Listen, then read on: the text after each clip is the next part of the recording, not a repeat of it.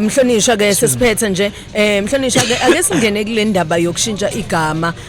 lomkhandlu akaNongoma uye lapha ku King Goodwill as well ithini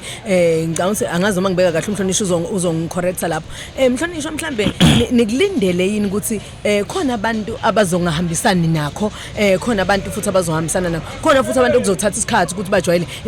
luthini uhlelo nizomelana kanjani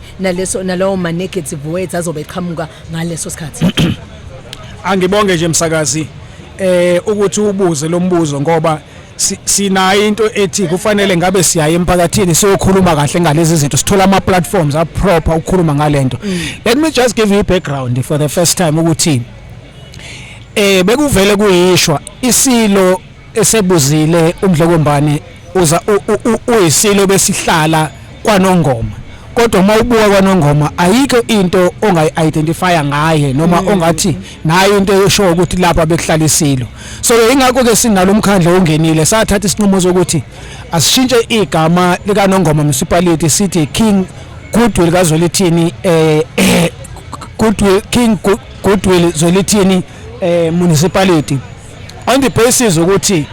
sifuna ukuqhakambisa ubukhona besilo nokuhlala igodle ezakhilela izinhlanu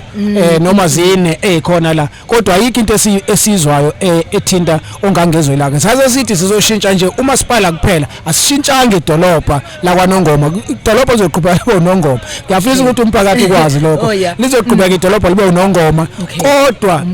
umkhandlu iwona ke esithi wona sicele ukuthi ke endlunkulu sawokhuleka ukuthi sobize ngongangezwe lakhe ngenhlanhla ke sathola ukwamukeleka njengamanje igama seli official kodwa ke ngiyafisa futhi ukusho ukuthi sengembuzweni wakho msakazi ukuthi Mpazima ayohlala khona abantu nje abahlali bebona ngeselodwa nasemkhandlweni saba nakho ukuthi sibe nokuphikisana lasho iqembu leIFP ukuthi ayilona lahambisani nokuthi isilo lesi umkhandlu lo ushintsha ubizwe ngesilo esabuzile kwakuwumbono wabo ke nawe sawuhlonipha kodwa ke saze sithi ke phela uma kwi-democracy